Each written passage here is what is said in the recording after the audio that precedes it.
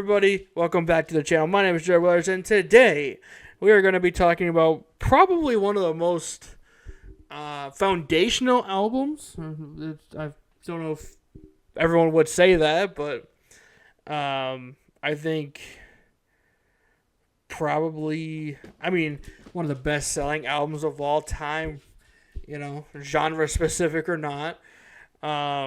Really launched the career of my favorite artist of all time, someone I've talked about on this channel a few times already. I'm very excited. So this album, before we get into what it is, and I'm sure you've already seen the title, you've seen the thumbnail. Before we get into all that, the reason why it's coming out in July, I guess I'm going to give you some rationale real quick. I don't know if anyone actually cares about it, but here's some rationale. Sorry, my dog was running across the floor, if you heard him. Okay, he's laying down. Okay. Okay, so basically, the reason why it's coming out in July and not February when it was released in 1999 is because it was recorded from, I think it said like July to August or September of 98, most of it at least. And I didn't want to put this out next year, so it's going to come out in July. Around the same time, I think like a week or two later, after it was recorded 26 years ago. Because I'm not very good with getting, syncing up anniversaries and stuff, like everybody else is. So we're actually going to do this a year later. Not one of my favorite albums back front to back. A lot of good songs on it. I think the next album is actually one of my favorites. So before we get into that one, though, this is the entire lead up to the Slim Shady LP.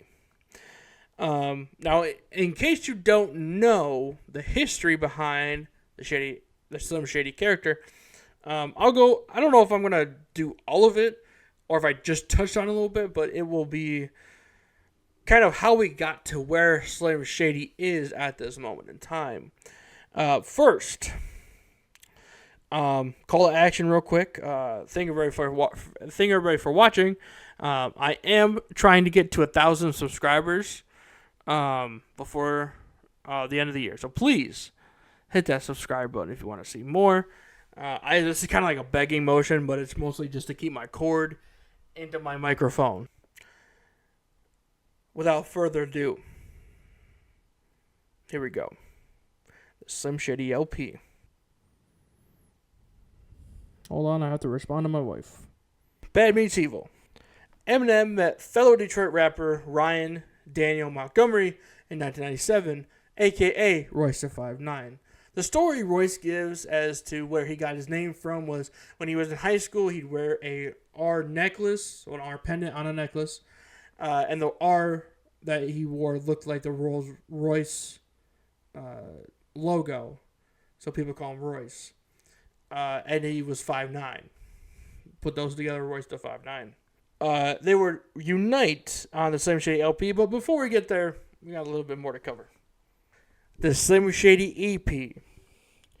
After Infinite was a flop and ignored by Detroit radio stations, Eminem went back to the studio to record a new album, an EP introducing us to a new alter ego who would haunt Eminem for decades, Slim Shady. After the disappointment of Infinite, it would hit Eminem to take out his frustrations with his new character. The artwork for the EP is visually similar to the debut album Damage by California punk band Black Flag. Now let's hop into the EP. The track listing on Wikipedia has 8 main tracks and 2 bonus tracks. We'll not be looking at the bonus tracks. I want to make sure that's clear. Track 1. Intro. Skit. This is a skit to start off the album and begins the trend of Slim Shady being a demon that Eminem is trying to escape but never succeeds, and punches a mirror depicted on the cover. Track 2. Low Down Dirty. This is definitely what we'll get used to as a Shady song. As I'm sure a lot of you know who are Eminem fans, Eminem has always said there are Slim Shady songs, there are Eminem songs, and there are Marshall songs.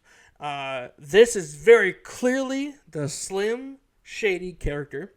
And we'll definitely get more into that as this goes on. But at this moment, this EP is like the genesis, I guess, of what are gonna be known as Slim Shady songs in the future. Doing the most degenerate things like using drugs, having sex with anyone, with or without consent. He also mentions the Dirty Dozen, which I made a video on. You can check it out there. There. No. Like somewhere over here, I think. This song is so much different from Infinite. Not one of his best, but you can definitely see the switch. Track 3, If I Had. This is the first song that mentions stuff he's tired of, and you can tell it's because of Infinite. He mentions not having a home, which could be a reference to how he kept getting kicked out of him and his then wife kept getting kicked out of places. He also mentions a radio station that would never play him, saying they're the home of hip-hop. Track 4, Just Don't Give a Fuck. This song makes more sense on this EP than the LP. The opening, especially since the guy doesn't know his name, and for people to tell their friends he sucks. Slim Shady is now Eminem. There is no more Marshall at this point. This is all Slim Shady. Track 5, Mommy Skit. This is the first of many skits where Eminem kills his wife, which leads into track 6, Just the Two of Us. Eminem and his daughter Haley take his wife to the lake to spill her body. He's justifying this to his young daughter, but also to himself, kind of, why he did the things he did, making sure he knows that as well as Haley, which during the recording of this was 97-ish. So she would have been 6 months. There's actually a really famous story about this that he told his wife Kim that he was going to take her to Chuck E. Cheese or something in Detroit, or just outside Detroit, and actually went to go record this song with her, which his wife did not appreciate, obviously, after it came out. Track 7, No One's Iller, featuring Swifty McVeigh, Bizarre, and Fuzz Scooter. I don't know if haven't really watched my D12 video back in a while, but I don't know if I mentioned Fuzz Scooter. Fuzz Scooter was one of the original members of D12. He eventually decided to leave the group as he did not feel like he fit in the ensemble anymore, I guess. So he left and kind of went his own way. He will make reappearances here and there on D12 stuff, but this is the only one that him and Eminem have been on together that I have found. I'm sure there's some like real, underground stuff I'm sure they did, but at this point, this is the only thing they've done together. Until, of course, Eminem comes out with a new album next year and completely blows that shit up. So, this is the first time Bizarre and McVeigh are featured on an Eminem album. Oh, it is just an EP. It's not technically an album. It's an extended play, which is not a long play, which is technically an album. While Fuzz will never show up again, like I said, this is his only appearance on the Eminem track. McVeigh does the first chorus, but Bizarre does the second one. Fuzz and Biz have interesting flows in this song. Fuzz and Biz go back and forth on the last chorus. Obviously, Eminem is doing his thing. Murder, Murder. This song is about Eminem shooting a cop and robbing a store. It turns into a shootout, but Eminem is wearing a bulletproof vest. In the second verse, he beats up a woman and jugs her car for money. This song literally just sounds like a GTA playthrough. He blames hip-hop, as a lot of people did in the 90s, as a scapegoat, why people committed, crimes and stuff, and used gangster rap as a moral panic. The Bass Brothers released Just Don't Give a Fuck as a single to promote the record. It gained some buzz here and there. According to a New Zealand DJ, Zane Lowe, Eminem made 500 copies but only sold about half. Eminem was featured in the Source's Unsigned Hype column. He left Michigan to attend the Rap Olympics in Los Angeles. He came in second and threw a tape at a young Interscope employee who gave the tape to his friend, who took credit for discovering Eminem. Now, this is actually, there's an interview with Daniel Wall, the guy who was working at Interscope at the time. Tells a story. I'll link the whole thing below, but here's that part. M came in and they struck a deal. Now, on Monday, I went to go work on the Tupac project. Dean sat in on the meeting. And the last thing I said to Dean before I hung up the phone with him on Saturday was, "You told him I brought it in, right?" And he said, "Of course I did." Dean told him he brought it in. I didn't know that for 2 weeks, till 2 weeks later when people came up to me to start telling me, Dean's telling people he brought Eminem in. Wow. Jimmy Iovine played the tape for Dr. Dre, and Dre wanted to meet the rapper. Dre met Eminem, not expecting him to be white. He mentioned how he enjoyed his tape and he wants to help mold him into a superstar. According to Dre and Eminem, nobody thought this was going to work. He mentions this on the track I Need a Doctor. They hopped in the booth and Eminem, with Dre producing him, recorded his second official album, the Slim Shady LP, in 1998.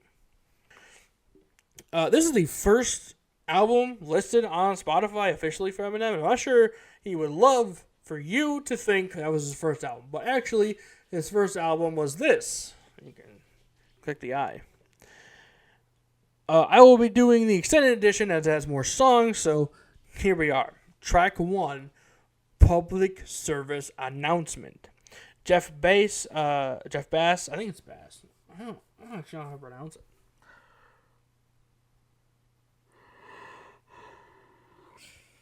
Jeff Bass has some words for the kids,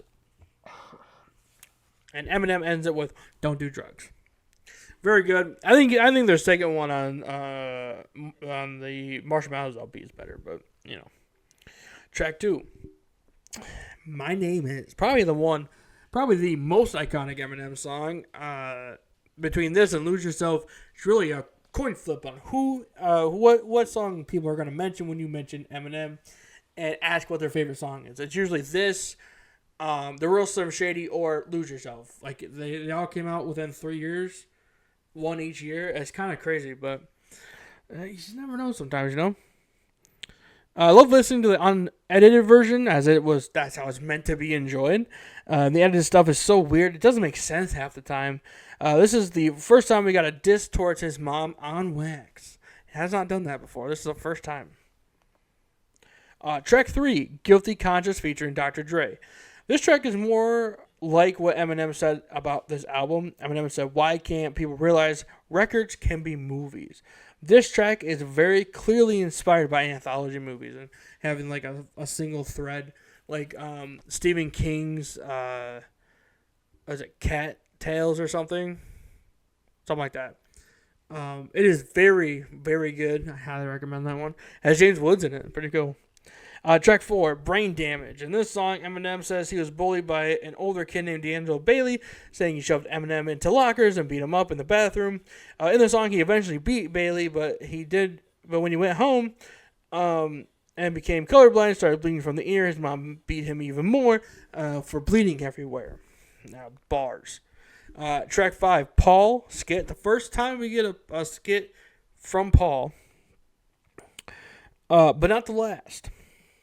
Track 6, If I Had. This is a rip from the SSEP, as is the next track, 97, Bonnie and Clyde. This is a renamed Just the Two of Us from the SSEP. We'll get a prequel to this on the next album as well.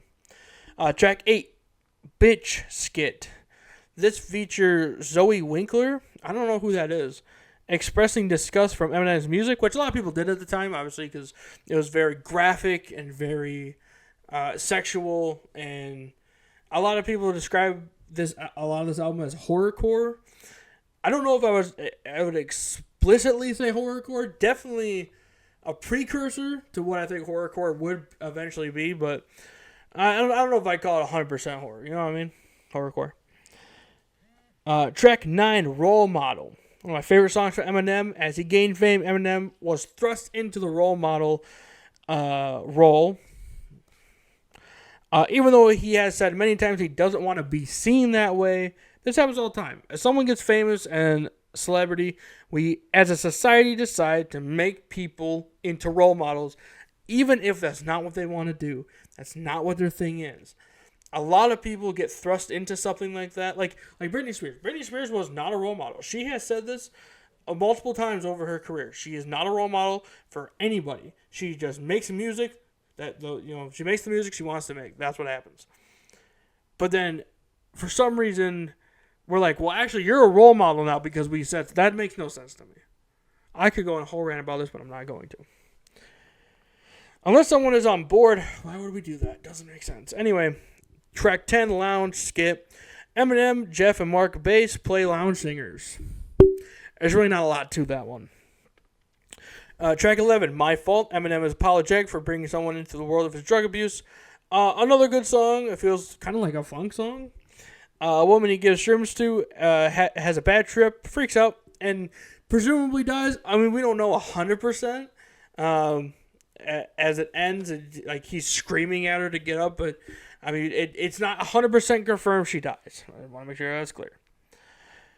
Track 12, Ken Kniff, probably one of the most infamous characters on Eminem's albums. I'm going to call him a gay stalker. I don't really know what else you'd call him. This is the only time he's not performed by Eminem. Every other time after this will be Eminem 100%. Track 13, Come On Everybody. This song feels like drug ballad off the MMLP. He mentions his suicide attempt from a couple years later after Infinite flopped and no one was playing his music. A good track. I like it. Like the singing. It's good. Track 14, Rock Bottom. A song about living broke and not being in a good mental space, being depressed, and a dad of a young girl. I thought this was actually on the SSEP, but it was not. So this is just a new track for the album, I guess.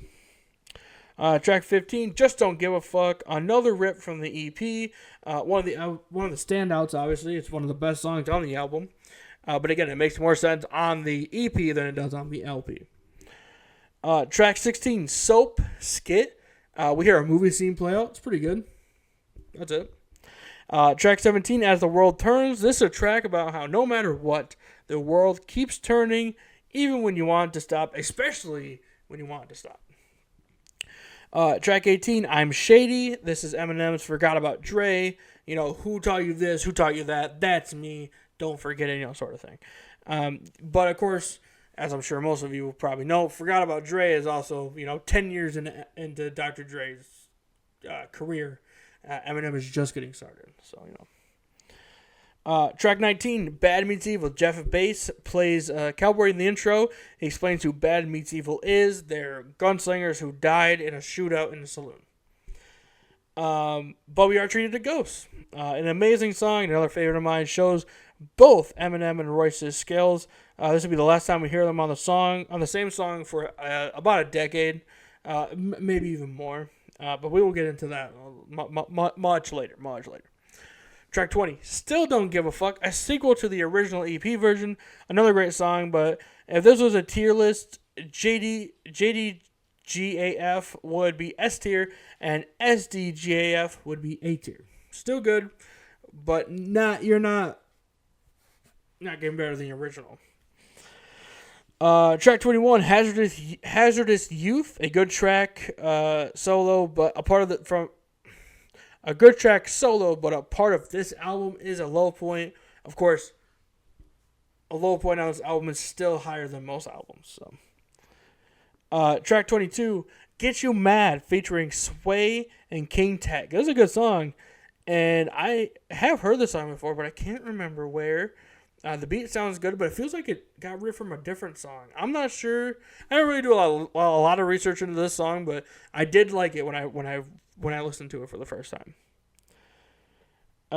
Most of the last part of the album is a cappella and radio versions of the songs we already heard. So I guess it's got one more to talk about. Probably my favorite song by Eminem and Dr. Dre. Track 24, Bad Guys Will Always Die. This song was made for the Will Smith blockbuster Wild Wild West. The song is much better than the movie. Another cowboy song from Eminem. Even has references to the Beastie Boys and stuff. Super good. Highly recommend it. Most of these reviews most reviews for this album have at the lowest been an A-, except for Entertainment Weekly, who gave this album a C-. That's kind of wild. The album won Best Rap Album at the 42nd Grammys, and My Name Is won Best Rap Solo Performance.